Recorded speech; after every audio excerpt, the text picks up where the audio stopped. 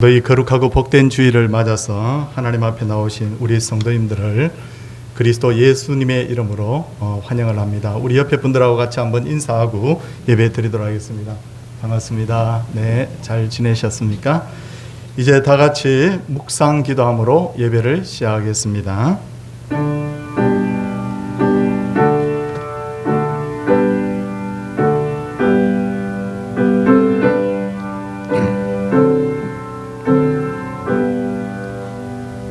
예수께서 이르시되 내가 곧 길이요 진리요 생명이니 나로 말미암지 않고는 아버지께로 올 자가 없느니라. 아멘. 신앙을 사도신경으로 고백하겠습니다. 나는 전능하신 아버지 하나님 천지의 창조주를 믿습니다. 나는 그의 유일하신 아들 우리 주 예수 그리스도를 믿습니다. 그는 성령으로 잉태되어 동정녀 마리아에게서 나시고 본디오 빌라도에게 고난을 받아 십자가에 못 박혀 죽으시고 장사된 지 사흘 만에 죽은 자 가운데서 다시 살아나셨으며 하늘에 오르시어 전능하신 아버지 하나님 우편에 앉아 계시다가 거기로부터 살아있는 자와 죽은 자를 심판하러 오십니다. 나는 성령을 믿으며 거룩한 공교회와 성도의 교제와 죄를 용서받는 것과 몸의 부활과 영생을 믿습니다. 아멘. 찬송 80장입니다.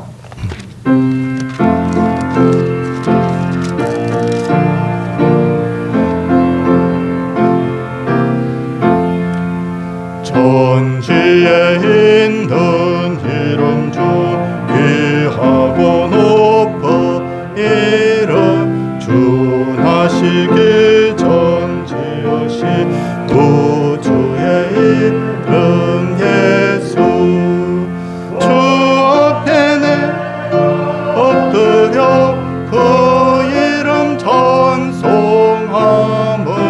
내 귀에 들린 말씀 중 귀하신 이름 예수 주 십자가에 달릴 때 명대에 쓰인 대로 저 유대인의 왕이요 곧 우리 왕이시라. 주 앞에 내가 엎드려 그 이름 찬송함은 내 귀에 들린 말씀 중 귀하신 이름 예수 지금도 살아 계셔서 언제나 하시느니 나 같은 죄인 부르사 참 소망 주시도다. 주 앞에 내가 엎드려 그 이름 찬송함은 내 귀에 들린 말씀 중 귀하신 이름 예수 주 예수께서 영원히 어제나 오늘이나 그 이름으로 우리에게 참 복을 내리신다. 주 앞에 내가 엎드려 그 이름 찬송함은 내 귀에 들린 말씀 중 귀하신 이름 예수.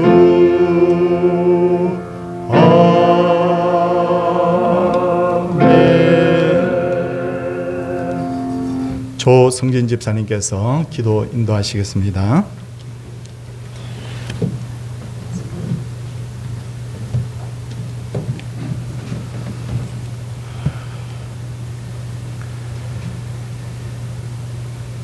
처음과 나중이 되시는 아버지 하나님, 죄로 말미암아 죽을 수밖에 없던 저희들을 주님의 자녀 삼아주시고 십자가의 대속의 은혜로 저희 죄를 사하여 주시고 천국 소망을 가지고 살게 하여 주심을 감사드립니다.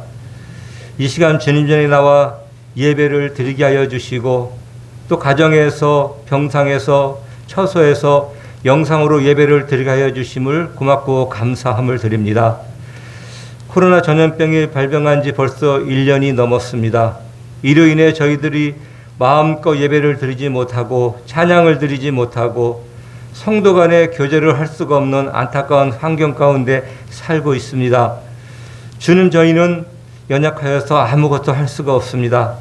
이런 환경 가운데 있는 저희들을 지켜주시고 주님을 더 의지하고 이전보다 주님을 더 사랑할 수 있도록 은혜를 베풀어 주시옵소서. 주님, 이 시간 저희들의 죄를 회개합니다. 세상에 살면서 예수 믿는 사람답게 살지 못함을 용서하여 주시옵소서. 빛과 소금의 역할을 하지 못하고 주님의 말씀대로 살지 못한 저희들을 용서하여 주시옵소서. 그 외에도 저희가 여러 가지로 많은 죄를 지으며 살았던 모든 죄를 주님 용서하여 주시옵소서. 이곳에 서울 동산교회를 세워주시고 지금까지 인도하여 주신 주님, 저희 교회와 성도들이 주님께서 맡겨주신 사명을 잘 감당할 수 있도록 은혜를 베풀어 주시옵소서. 당의 목사님과 장로들의 가정을 지켜주시고 평탄케 하여 주시고 형통케 하여 주시고 많은 복을 주시옵소서. 그리하여서 주님의 교회를 열심을 가지고 지혜를 가지고 사랑을 가지고 성도들을 잘 보살피고 섬길 수 있도록 주님께서 인도하여 주시옵소서. 교회 모든 부서들의 예배와 모임이 회복되게 하여 주시옵소서. 주일학교 예배가 회복되고 학생들의 믿음으로 잘 성장하고 또 부흥이 되어서 이 학생들이 앞으로 이 교회의 미래가 될 수 있도록 주님께서 인도하여 주시옵소서. 성도들의 가정과 직장과 모든 일터에 주님께서 은혜를 베풀어 주셔서 모든 일이 형통케 하여 주시옵소서. 몸의 질병으로 아파 고생하시는 분들을 예수 그리스도의 이름으로 치료하여 주시고 모든 병마가 떠나가게 하여 주시옵소서. 어렵고 힘든 상황에 처해 있는 성도들과 마음의 상처로 힘들어하고 있는 성도들을 지켜주시고 앞길을 인도하여 주셔서 평탄케 하여 주시옵소서. 신철 목사님께 영과 육을 강건케 하여 주시고 지혜와 능력과 권능을 주셔서 이 어려운 시기에 주님께 귀하게 쓰임받는 종이 되도록 주님께서 인도하여 주시옵소서. 목사님과 부목사님들의 가정을 지켜주시고 모든 번성과 형통하여 모든 것을 주님께 정말 은혜 가운데 지낼 수 있는 가정들이 될 수 있도록 주님 인도하여 주시옵소서. 목사님께서 말씀을 전하실 때 성령께서 함께하여 주셔서 준비한 말씀을 잘 증거할 수 있도록 인도하여 주시고 저희들이 말씀의 은혜를 받아 말씀대로 살 수 있도록 저희들을 붙들어 주시옵소서. 주님, 이 전염병이 속히 물러가 예전에 주셨던 평범한 일상으로 돌아가 마음껏 예배하고 찬양하는 날이 속히 올 수 있도록 은혜를 베풀어 주시옵소서. 또 찬양으로 봉사하는 우리 정인서 집사님을 지켜주시고 매 시간 찬양으로 하나님께 영광을 돌리는데 하나님께서 그를 붙들어 주시고 가정과 그의 모든 일터와 모든 생업을 주님 붙들어 주시고 은혜를 나누어 주시고 큰 복을 주시옵소서. 오늘 찬양을 또 하나님께 올려드릴 때에 하나님 큰 영광 받아주시고 저희들이 같이 함께 은혜 받는 시간 될 수 있도록 하나님 인도하여 주시옵소서. 예수 그리스도의 이름으로 기도드렸습니다. 아멘.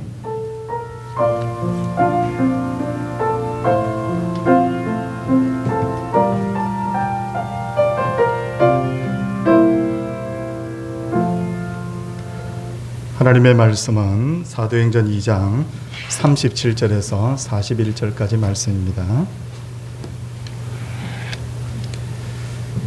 그들이 이 말을 듣고 마음에 찔려 베드로와 다른 사도들에게 물어 이르되 형제들아 우리가 어찌할꼬 하거늘 베드로가 이르되 너희가 회개하여 각각 예수 그리스도의 이름으로 세례를 받고 죄사함을 받으라.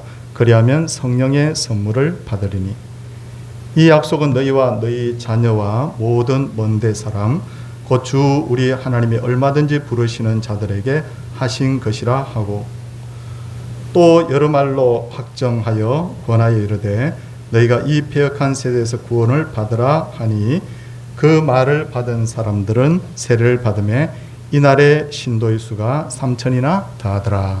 아멘. 정인서 집사님 하나님께 특송 올려드리도록 하겠습니다.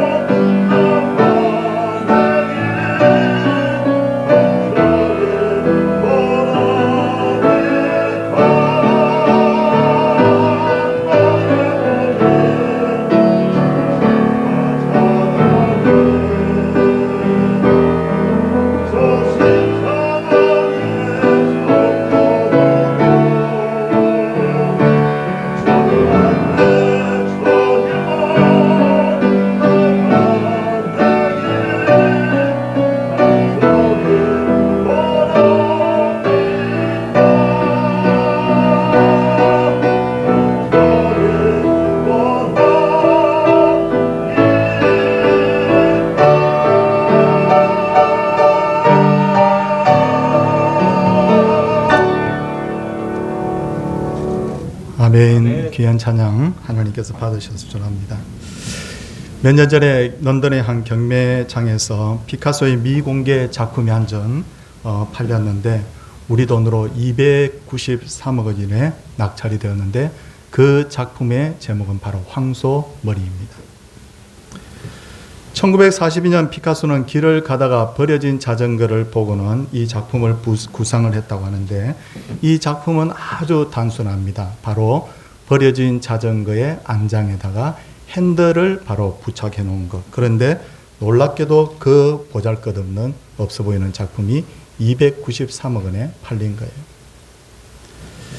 저는 이 신문 보도를 보고 사진을 통해서 이 작품을 확인을 했었죠. 근데 아무리 들여다봐도 제가 보기에는 그냥 안장에 그냥 핸들이 붙어 있는 것, 그것밖에 보이지 않았습니다. 그런데도 그 안장과 핸들에 피카소라는 최고의 바로 작가의 손길이 닿자 바로 위대한 작품이 된 것이죠. 우리의 인생도 마찬가지입니다. 아무리 쓸모없는 인생이라도 가장 위대한 예술가이신 성령 하나님의 손길이 닿았을 때 위대한 걸작품이 되는 거예요. 그것을 알고 계셨던 예수님께서는 부활 성천하시면서 제자들에게 예루살렘을 떠나지 말고 내게서 들은 바 아버지께서 약속하신 것을 기다리라고 했습니다. 제자들은 이 예수님의 말씀을 듣고 마가의 다락방에서 열흘을 기도하면서 기다리던 중에 아버지께서 바로 약속하신 성령을 그들이 임재를 바로 경험하게 됩니다.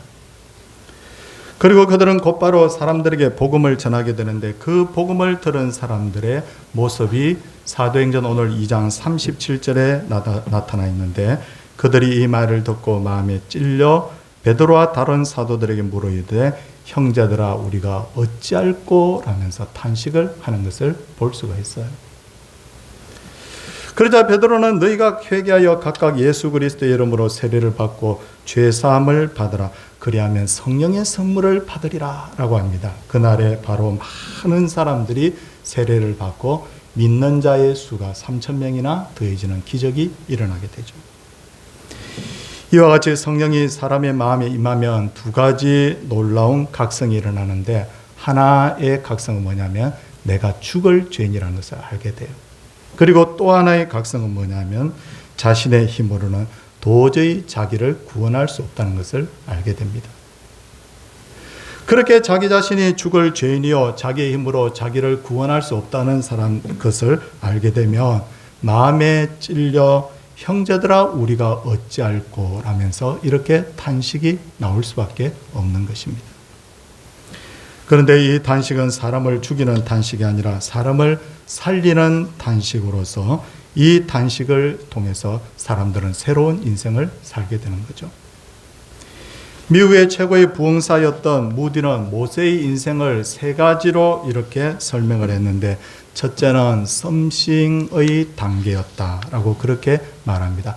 애굽의 왕자로서의 모세, 자기 힘으로 무엇이든지 할 수 있다고 착각하며 살았던 단계를 바로 썸씽이라고 합니다. 근데 두 번째는 나싱입니다. 애굽에서 사람을 죽이고 광야로 도망가서 80 나이가 되도록 그때까지 광야에서 아무것도 할 수 없었던 바로 모세의 모습. 그래서 나는 이렇게 늙어가는구나, 나는 아무것도 아닌구나라는 것을 절박하게 깨달았던 그 시기를 바로 나싱의 단계라고 합니다. 세 번째 단계는 에브리싱의 단계입니다. 모세가 하나님의 손에 붙들렸을 때 하나님의 손에 붙들리면 내가 무엇이든지 할 수 있다는 단계. 그는 지팡이 하나로 40년간 60만이 넘는 사람들을 인도해서 가나안 땅 바로 적경까지 데리고 가게 되었어요.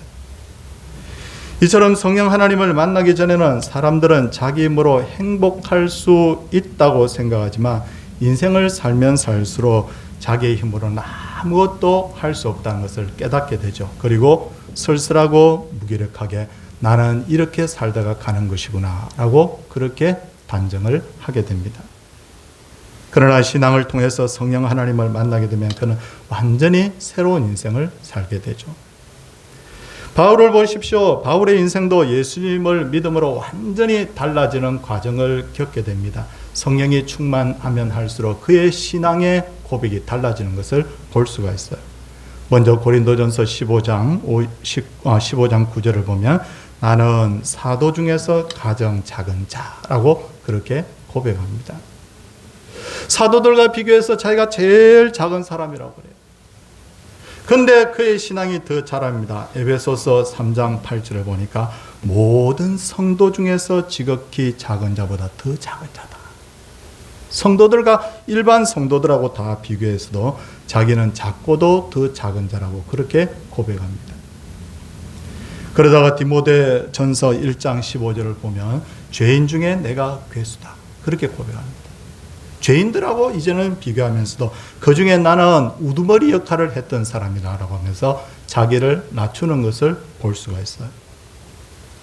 그런데 이렇게 바울이 성령을 통해서 자신이 아무것도 아니라는 것을 처절하게 깨닫는 순간부터 그는 하나님의 사람으로 제대로 쓰임받게 되죠. 성령 하나님께서는 우리를 더 존귀하고 아름답게 사용하시기 위해서 때로는 우리를 낮추시고 깨뜨릴 때가 있다는 것을 알아야 돼요. 어떤 때는 자존심을 무너뜨리고 어떤 때는 무기력하게 하고 어떤 때는 절망감에 빠지게 하고 어떤 때는 인생의 늪에 빠져 허우적거리기도 합니다. 그러나 그 절망적인 상황에서 성령 하나님을 만나면 성령께서 나를 새롭게 빚어가시는 거예요.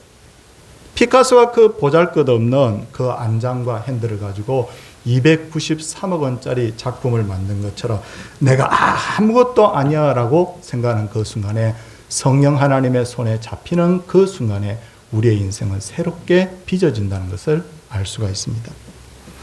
둘째로 성령이 우리의 마음에 임하시면 하나님의 사랑을 깨닫게 됩니다. 성경을 보면 하나님께서는 당신의 형상과 모양으로 사람을 지으셨고 성경에 보니까 그들에게 복을 주셨다라고 하셨고 그 다음에 또 성경을 보니까 그들을 당신의 자녀라고 그렇게 이름 부르시는 것을 볼 수가 있습니다. 그런데도 사람들은 하나님을 배신하고 온갖 죄를 지음으로 하나님의 형상이 파괴되고 말았어요. 그렇다면 죄인이 되어버린 사람을 하나님은 어떤 눈으로 보고 계실까요? 사람들은 누군가가 죄를 지으면 막 정죄하기 바쁘죠. 저 사람 나쁜 사람이야. 저 사람은 저런 사람이었구나 라고 하면서 막 그렇게 비난하기 바쁜데 과연 하나님은 우리를 그렇게 보고 계시느냐? 아닙니다. 성경을 보면 하나님은 죄인인 우리를 여전히 사랑하신다고 말씀하고 있습니다. 어떤 분이 목사님을 찾아와서 왜 하나님이 죄인을 사랑합니까? 아니 죄를 지었는데 어떻게 해서 하나님께서는 여전히 사랑하신다는 말입니까? 라고 그렇게 질문을 했다고 합니다. 그때 목사님께서는 깨끗한 돈과 더럽혀진 돈 2장을 꺼내놓고 그 성도님에게 어느 돈이 더 가치 있느냐고 물었습니다. 성도님들 한번 생각해 보십시오. 깨끗한 만원짜리 돈과 더럽혀진 만원짜리 돈 어느 것이 더 가치가 있습니까? 일반적으로 보기에는 깨끗한 돈이 가치가 있어 보이지만 사실은 절대 가치에 있어서는 더럽혀진 돈과 깨끗해진 돈이 가치가 같다는 것을 알 수가 있어요. 우리가 죄를 지음으로 때가 묻고 더럽혀졌지만 우리는 여전히 하나님의 형상이요 모양입니다. 하나님께서 우리를 여전히 뭐로 보시냐면 사랑의 대상으로 보고 계신다는 것을 알아야 됩니다. 사람들은 자꾸만 사람을 저울에 올려놓고 평가하기를 좋아해요. 저 사람은 똑똑한 사람이야. 저 사람은 미련한 사람이야. 아니 저 사람은 존경받을 만해. 아니 저 사람은 아무짝에 쓸모없는 사람이야. 저 사람은 능력이 있어. 저 사람은 무능력자야. 사람들은 단편적으로 이렇게 사람을 평가합니다. 그런데 하나님께서는 세상의 모든 사람을 바라볼 때 그런 눈으로 보지 않으세요. 부모의 마음으로 우리를 보고 계신다는 거예요. 성도님들, 부모는 말 잘 듣는 아들하고 말 듣지 않는 아들하고 어느 쪽을 더 사랑합니까? 우리가 부모가 되어봐서 다 알고 계시지만 말을 잘 듣는 아들이 좋기는 하지만 그러나 부모의 사랑의 대상은 말을 잘 듣는 아들이나 말을 듣지 않는 아들이나 부모는 똑같이 사랑하지 않습니까? 그 아들이 잘났든 못났든 그 아들이 똑똑하든 아니든 건강하든 병들었든 부모가 그 아들을 여전히 사랑하는 것처럼 하나님은 우리를 그냥 만물 중에 그냥 돌덩이같이 나무 한쪽처럼 그렇게 만드시지 않고 당신의 자녀로 빚으셨기 때문에 우리를 부모의 사랑으로 여전히 사랑을 하십니다. 이 진리에 대해서 목사가 100번 설교를 해도 그게 마음에 감동이 오지가 않아요. 실감이 오지 않아요. 하나님은 우리를 사랑합니다. 그렇게 말하면 마음속으로 또 그냥 그 이야기를 하나보다라고 그렇게 받는 경향도 있을 줄 알아요. 그런데 성령이 우리의 마음에 임하시면 그 단순한 진리가 마음에 절박하게 느껴지는 거예요. 그때부터 어떻게 변화가 되느냐면 하나님이 당신을 사랑하십니다라는 말만 듣기만 해도 마음이 찡한 거예요. 제가 우리 성도님보다 더 경험이 많고 더 똑똑해서 하나님이 여러분들을 사랑합니다 이렇게 설득해서 마음이 움직이는 게 아니라 성령이 내 마음속에 딱 와서 역사를 할 때 정말 하나님이 나를 사랑하고 계시는구나 이렇게 우리가 고백을 하게 됩니다. 이게 바로 성령이 마음이 임한 사람의 두 번째 모습입니다. 셋째로 성령이 우리의 마음에 임하시면 은혜가 무엇인지를 알게 됩니다. 성경에 등장하는 인물 중에 가장 힘이 센 사람은 삼손이었지 않습니까? 삼손이 그렇게 초인적인 힘을 가지고 있었던 그 비결이 뭐냐? 전에도 한번 이 말씀을 드린 적이 있는데 사사기 13장 25절을 보면 여호와의 영이 그를 움직이기 시작했다라고 그렇게 되어 있고 또 14장 6절을 보면 여호와의 영이 삼손에게 강하게 임했다라고 그렇게 되어 있고 사사기 14장 19절을 보면 여호와의 영이 삼손에게 갑자기 임했다고 되어 있고 그리고 15장 14절에 있어서도 여호와의 영이 갑자기 또 이렇게 삼손에게 임했다 그렇게 표현되어 있어요. 그러니까 그 삼손의 힘의 근원은 뭐냐면 여호와의 영이 임한 거예요. 여호와의 영. 여호와의 영이 임했습니다. 그런데 삼손이 자만하고 교만하여서 죄를 짓고 하나님 떠납니다. 하나님을 떠나게 되자 하나님의 영이 그를 떠나버리는데 그 순간에 삼손의 초인적인 그 능력도 사라지게 되는데 사사기 16장 20절을 보면 삼손은 여호와께서 이미 자기를 떠나신 줄을 깨닫지 못하였다라고 그렇게 되어 있습니다. 그때부터 삼손은 머리가 깎인 상태에서 눈까지 뽑혀지고 바로 블레셋 사람들의 조롱거리가 되고 마는 거예요. 이처럼 성령 충만하기 전까지는 사람들은 자기의 힘으로 삽니다. 자기 머리로 인생을 설계하고 자기 능력으로 그것을 추구하고 자기 기준대로 삽니다. 그리고 그것이 잘 사는 것이라고 착각합니다. 삼손처럼 얼마든지 하나님 없이도 살 수 있다고 생각하는 거예요. 그런데 그렇게 살면 살수록 인생은 더 허망하고 절망적이고 지쳐가고 소망이 없어져 버려요. 그러다가 성령이 그의 마음에 찾아오면 그때부터 그는 하나님이 주시는 은혜를 그때부터 삼하게 됩니다. 정말 하나님 은혜 없이는 살 수가 없습니다. 하나님 은혜 주시옵소서. 그런 인생으로 변화가 되는 거예요. 인간은 절대로 하나님의 은혜를 떠나서는 살 수가 없어요. 그런데도 왜 사람들은 삼손처럼 자꾸만 하나님 없이도 살 수 있는 것처럼 왜 착각을 하는 걸까요?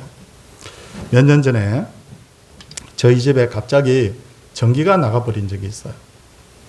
전기가 나가다 보니까 뭐 냉장고, 텔레비전, 전화, 세탁기, 전자레인지, 컴퓨터, 심지어 인터넷도 다 아웃돼 버렸어요. 안 되는 거예요. 그래서 기술자를 불러서 이렇게 점검을 해보니까 어딘지는 모르게 전기가 들어오는 그 벽 속의 선이 아마 끊어진 것 같다. 그렇게 진단을 하고 그분이 몇 시간 동안 수리를 해서 저희 집에 전기가 완전히 복구가 된 적이 있습니다. 하나님의 성령은 벽 속에 숨어있는 전선처럼 보이지 않는 거예요. 하나님의 성령은 보이지 않아요. 보이지 않기 때문에 우리가 그 능력을 힘입어 산다는 것을 자각하지 못하는 거예요. 보이지 않기 때문에. 그러다 보니 삼손처럼 하나님 없이 얼마든지 살 수 있다고 착각하는 경향이 생기는 것입니다. 내가 똑똑합니다. 내 자신이 머리가 좋다고 생각합니까? 아니에요. 모든 지식과 지혜의 근본이신 하나님을 인정해야 돼요. 하나님 은혜 떠나면 우리는 진짜 아무것도 아닙니다. 성도님들, 내가 건강 하나는 자신이 있습니까? 체력 하나는 자신이 있습니까? 하나님이 나를 지켜주시고 나와 함께 하지 않으면 그것도 순식간에 무너져버려요. 아이들이 출세하고 잘 되었습니까? 내가 이렇게 잘 교육했더니 아이들이 이렇게 성장했다고 말해서 안 돼요. 하나님이 정말 그 아이들의 그 마음을 만져줬기 때문에, 그래서 아이들이 선하게 자라고 또 능력 있게 잘 그렇게 성장하는 것이지, 하나님 은혜 떠나버리면 우리 아이들도 아무것도 될 수가 없는 거예요. 삼손처럼 자만하여 하나님의 은혜를 자기 실력으로 착각하면 하나님의 성령도 그와 함께하지 않습니다. 하나님의 성령은 눈에 보이지 않기 때문에 우리와 함께하지 않아도 느끼지도 못합니다. 그런데도 삼손이 하나님이 그를 떠나신 줄 모르는 것처럼 우리는 그냥 그렇게 그냥 살다가 그냥 결국 삼손처럼 넘어져 버리는 거예요. 지금 우리는 세 가지 큰 싸움을 싸우고 있는 중입니다. 첫 번째 싸움은 공중의 권세 잡은 자 마귀와의 싸움입니다. 마귀와의 싸움에 있어서 절대적으로 필요한 것은 영적 분별력이에요. 두 번째 우리가 싸우는 싸움은 환경과의 싸움인데, 인간은 환경을 예측을 할 수가 없습니다.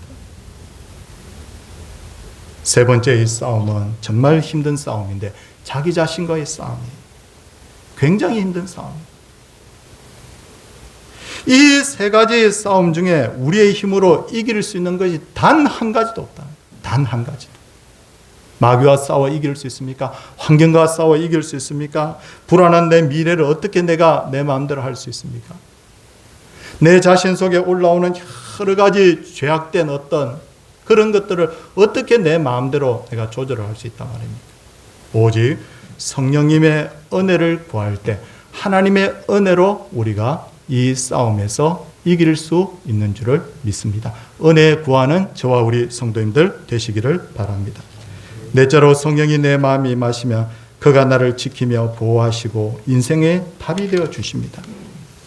근데 사람들은 그 사실이 믿어지지가 않아요. 내가 하나님을 잘 믿을 때는 하나님이 나와 함께 하시는 것 같고 지켜주시는 것 같다가 내가 신앙생활을 좀 게을리 하는 것 같으면 하나님이 나를 버릴 것 같다는 그런 두려움에 휩싸입니다. 어떤 날 어떤 때는 오늘 당장 죽어도 내가 천국에 갈 수 있을 것처럼 그렇게 생각되다가 어떤 날 가만히 보면 또 내가 이러다가 천국 못 가는 거 아닌가 하는 그런 두려움에 쌓이기도 합니다. 그런데 성도님들, 저도 인간이기 때문에 마음이 왔다 갔다 할 때가 있지 않겠습니까? 그런데 성경을 딱 읽으면서 정말 위로받는 성경 구절이 하나 있습니다. 그걸 우리가 함께 공유하기를 원하는데, 고린도후서 1장 22절을 보시면 그가 또한 우리에게 인치시고 보정으로 우리 마음에 성령을 주셨느니라, 그렇게 말씀하고 있어요. 여기서 인쳤다는 말은 뭐냐면 도장 찍었다 그 말이에요. 하나님이 우리를 구원한다. 하나님이 우리를 사랑하시되 끝까지 사랑한다. 내가 책임진다. 예수 믿는 너희들 천국까지 내가 인도하겠다. 성부 하나님께서 인을 쳤다. 도장을 쳤다. 그런데 도장 친 것뿐만 아니라 뭐라고 말씀하셨냐면 성령을 보증으로 우리 마음에 주셨다. 성령님이 보증인이 되셔가지고 절대로 우리가 하나님께서 책임져 주신다는 것을 우리에게 이렇게 약속을 하고 계시는 거예요. 그리고 모든 자물쇠에는 열쇠가 있듯이 모든 문제는 답이 있고 그 문제의 답은 성령이 지고 계신다는 것을 알아야 됩니다. 제가 인생을 살면서 가만히 보니까 모든 질병은 시간이 지나면 답이 있더군요. 200년 전만 해도 맹장염 걸리면 다 터져서 다 죽죠. 근데 지금은 맹장염 때문에 죽는 사람 거의 없잖아요. 조선시대는 홍역이나 콜레라 이런 것 때문에 그렇게 많은 사람들이 죽었지만 지금은 백신이 나와서 홍역이나 콜레라 때문에 죽는 사람도 별로 없잖아요. 초등학교 다닐 때만 해도 제가 초등학교 다닐 때마다 연탄가스 때문에 죽는 사람 많았지만 지금 연탄가스 때문에 죽는 사람 별로 없어요. 뭘 말씀드리고 싶으냐면 지금 우리가 겪고 있는 이 기가 막힌 코로나 전염병도 시간이 지나면 결국 답을 찾게 될 거예요. 그런데 제가 그걸 말씀드리려고 하는 것이 아니라 이 답을 쥐고 계시는 분이 누구냐면 바로 하나님이세요. 하나님이 답을 주면 모든 것에 다 답이 있지만 하나님이 답을 막아버리고 사람의 눈을 가려버리면 바로 옆에 답을 두고도 그 답을 찾을 수가 없는 거예요. 그렇기 때문에 우리가 어려운 문제를 이렇게 겪게 되면 반드시 그 문제를 아뢰고 하나님의 도우심을 구하는 성도님들 되시기를 바랍니다. 겉으로 성령 충만하면 자기를 위해 살던 사람이 하나님 위해서 살게 됩니다. 이제까지는 내가 성령을 잘 모를 때는 어떻게 되느냐면 그것이 얼마나 내게 유익이 되는가 그걸 생각했던 사람이 이제 성령이 충만하게 되면 이 일이 하나님께 영광이 되는가 아니면 하나님의 영광을 가리는가 그걸 생각하게 돼요. 관점이 완전히 달라져 버리는 거예요. 관점이 달라지다 보니까 그가 사는 인생의 방법과 사고와 가치가 모든 게 다 달라져 버리는 거예요. 사랑하는 성도님들, 2000년 전 예수님의 제자들은 모든 것을 다 잃어버린 상태였어요. 예수님은 부활승천하셔서 자기를 떠나버렸죠. 그리고 하루하루 절망 가운데 희망 없이 살던 사람들이었어요. 그리고 이 사람들은 어떤 인간의 노력으로도 이 환경을 극복할 수 있는 능력이 없었던 사람이에요.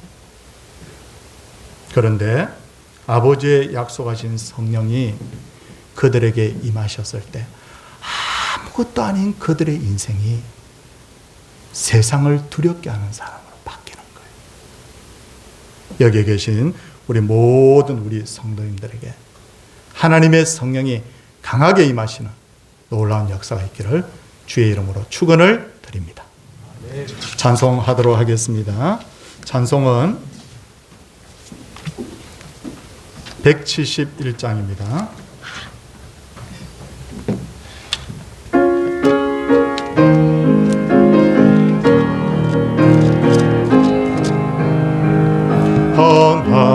하나님의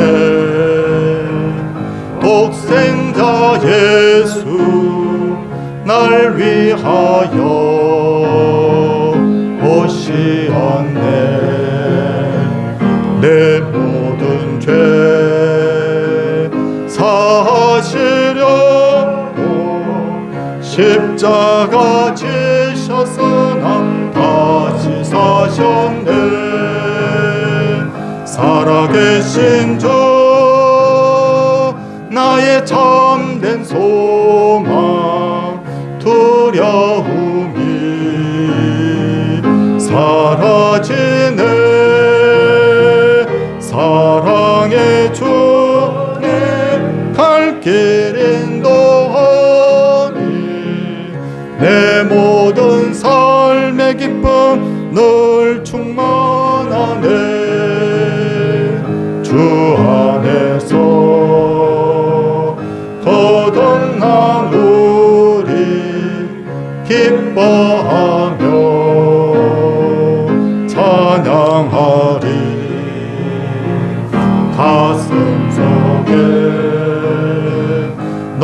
넘치는 확신, 우리의 가는 길에 소망 넘치네. 살아계신 주 나의 참된 소망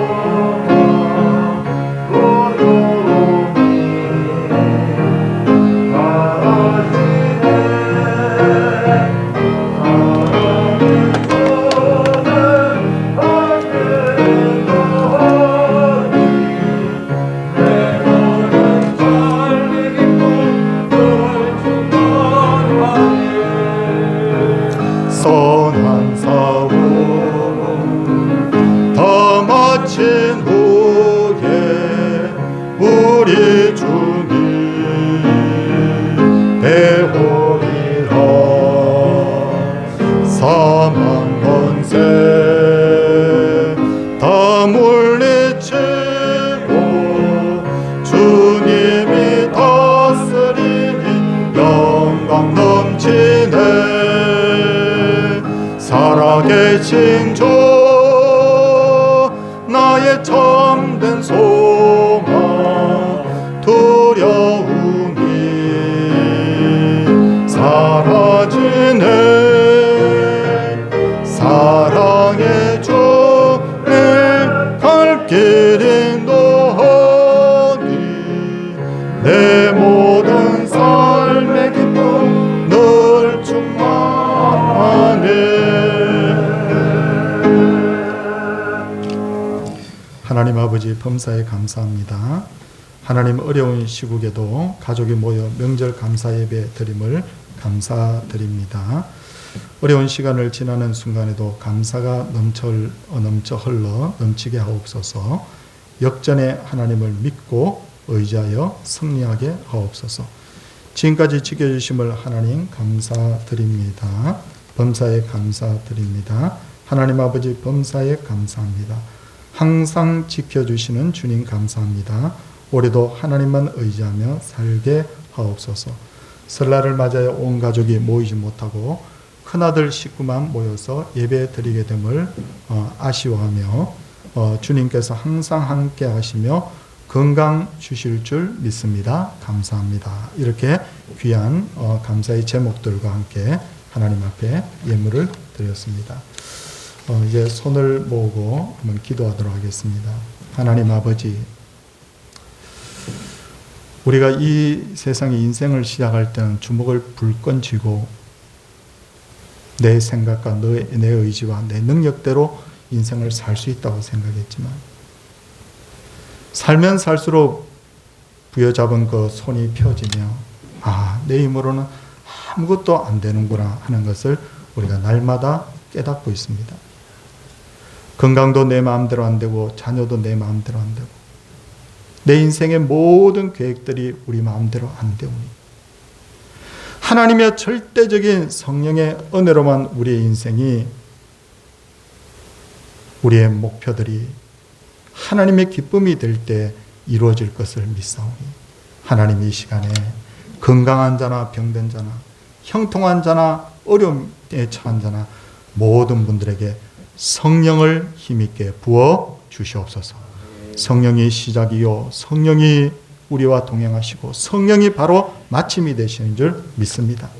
하나님, 철저하게 성령 의지하는 가정들 되게 하여 주시고, 그래서 하나님의 그 성령께서 마음에 감동 감화하셔서 참된 행복과 만족과 소망을 발견하는 우리 성도님들 되게 하옵소서. 주님, 이렇게 하나님 앞에 귀한 헌물들을 드렸습니다. 하나님, 사랑하여 신앙 고백과 함께 11조 드리며 감사의 제목들과 함께 감사의 물 드리며 주의 영광 위하여 선교 전도 예물과 건축 예물과 추정 예물 주 앞에 드렸나이다. 하나님께서 드린 모든 그 예물들과 심령들을 주님 기억하여 주시고 복을 더하여 주시되, 하나님, 차고 넘치는 복이 우리 성도님들 가정과 함께 하여 주옵소서. 코로나가 점점 진정되게 하여 주시고 교회가 활력을 되찾게 하여 주시고 모이는데 아무 어려움 없도록 주님 도와주시옵소서. 주 예수 그리스도의 은혜와 하나님의 사랑과 우리를 끝까지 사랑하시며 오늘도 함께 하시는 성령의 역사가 하나님의 백성들 위해 이제로부터 영원토록 함께 있을지어다. 아멘.